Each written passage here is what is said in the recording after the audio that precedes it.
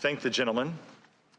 It's unfortunate that today and for most of next week we will continue engaging in the Democrats' day-long TV spectacles instead of solving the problems we were all sent to Washington to address.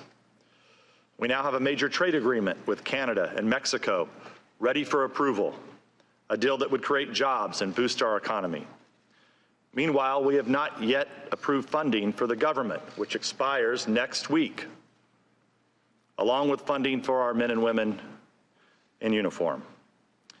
Instead, the Democrats have convened us once again to advance their operation to topple a duly elected president. I'll note that five Democrats on this committee had already voted to impeach this president before the Trump-Zelensky phone call occurred. In fact, Democrats have been vowing to oust President Trump since the day he was elected. So Americans can rightly suspect that his phone call with President Zelensky was used as an excuse for the Democrats to fulfill their Watergate fantasies. But I'm glad that on Wednesday, after the Democrats staged 6 weeks of secret depositions in the basement of the Capitol, like some kind of strange cult, the American people finally got to see this farce for themselves. They saw us sit through hours of hearsay testimony about conversations that two diplomats who had never spoken to the president heard secondhand, third-hand, and fourth-hand from other people. In other words, rumors. The problem of trying to overthrow a president based on this type of evidence is obvious.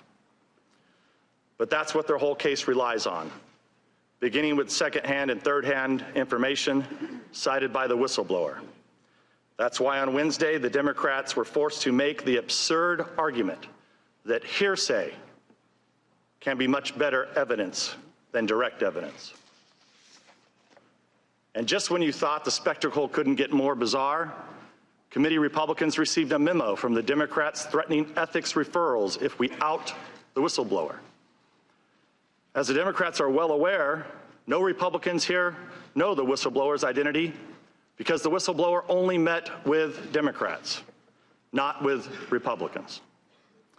Chairman Schiff claimed not to know who it is, yet he also vowed to block us from asking questions that could reveal his or her identity. Republicans on this committee are left wondering how it's even possible for the chairman to block questions about a person whose identity he claims not to know. The American people may be seeing these absurdities for the first time, but Republicans on this dais are used to them. Until they secretly met with the whistleblower, Democrats showed little interest for the last 3 years in any topic aside from the ridiculous conspiracy theories that President Trump is a Russian agent. When you find yourself on the phone, like the Democrats did with Russian pranksters offering you nude pictures of Trump, and afterward you order your staff to follow up and get the photos, as the Democrats also did, then it might be time to ask yourself if you've gone out too far on a limb. Even as they were accusing Republicans of colluding with Russians, the Democrats themselves were colluding with Russians by funding the Steele dossier, which was based on Russian and Ukrainian sources. Meanwhile, they turn a blind eye to Ukrainians meddling in our elections because the Democrats were cooperating with that operation. This was the subject of a July 20th, 2017 letter sent by Senator Grassley to then Deputy Attorney General Rod Rosenstein. The letter raised concerns about the activities of Alexander Chalupa, a contractor for the Democratic National Committee, who worked with Ukrainian embassy officials to spread dirt on the Trump campaign. As Senator Grassley wrote, Chalupa's actions appear to show that she was simultaneously working on behalf of a foreign government, Ukraine, and on behalf of the DNC and the Clinton campaign in an effort to influence not only the U.S. voting population, but U.S. government officials, unquote. After touting the Steele dossier and defending the FBI's Russia investigation, which are now being investigated by Inspector General Horowitz and Attorney General Barr, Democrats on this committee ignore Ukrainian election meddling, even though Chalupa publicly admitted to the Democrats' scheme. Likewise, they are blind to the blaring signs of corruption surrounding Hunter Biden's well-paid position on the board of a corrupt Ukrainian company, while his father served as vice president and point man for Ukraine issues in the Obama administration. But the Democrats' media hacks only cared about that issue briefly, when they were trying to stop Joe Biden from running against Hillary Clinton in 2015. As I previously stated, these hearings should not be occurring at all until we get the answers to three crucial questions the Democrats refuse to ask. First, what is the full extent of the Democrats' prior coordination with the whistleblower, and who else did the whistleblower coordinate this effort with? Second, what is the full extent of Ukraine's election meddling against the Trump campaign? And third, why did Burisma hire Hunter Biden? What did he do for them? And did his position affect any government actions under the Obama administration? I'll note that House Democrats vowed they would not put the American people through a wrenching impeachment process without bipartisan support, and they have none. Add that to their ever-growing list of broken promises and destructive deceptions. In closing, Mr. Chair, the President of the United States released his transcript right before the hearing began.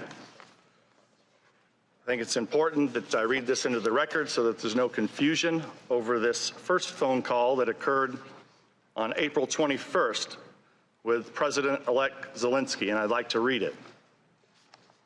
The President: I'd like to congratulate you on a job well done, and congratulations on a fantastic election. Zelensky, good to hear from you. Thank you so very much. It's nice to hear from you, and I appreciate the congratulations. The President: that was an incredible election. Zelensky: again, thank you so very much. As you can see, we tried very hard to do our best. We had you as a great example. The President: I think you will do a great job. I have many friends in Ukraine who know you and like you. I have many friends from Ukraine and frankly expected you to win. And it's really an amazing thing that you've done. I guess in a way, I did something similar. We're making tremendous progress in the U.S.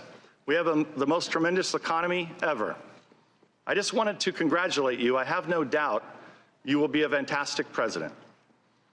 Zelensky, first of all, thank you so very much, again, for the congratulations. We in Ukraine are an independent country, an independent Ukraine. We're going to do everything for the people. You are, as I said, a great example. We are hoping we can expand on our jobs as you did. You will also be a great example for many. You are a great example for our new managers. I'd also like to invite you, if possible, to the inauguration. I know how busy you are, but if it's possible for you to come to the inauguration ceremony, that would be great. Great for you to be with us on that day. The President: that's very nice. I'll look into that and give us a date. At the very minimum, we'll have a great representative or more from the United States will be with you on that great day. So we will have somebody at a minimum, a very, very high level, and will be with you. Really an incredible day for an incredible achievement. Zelensky, again, thank you. We're looking forward to your visit, to the visit of a high-level delegation, but there's no words that can describe our wonderful country, how nice, warm, and friendly our people are, how tasty and delicious our food is, and how wonderful Ukraine is. Words cannot describe our country, so it would be best for you to see it yourself. So if you can come, that would be great. So again, I invite you to come. The President: well, I agree with you about your country, and I look forward to it. When I owned Miss Universe, they always had great people. Ukraine always very well represented, was always very well represented. When you're settled in and ready, I'd like to invite you to the White House. We'll have a lot of things to talk about, but we're with you all the way. Zelensky, thank you for the invitation.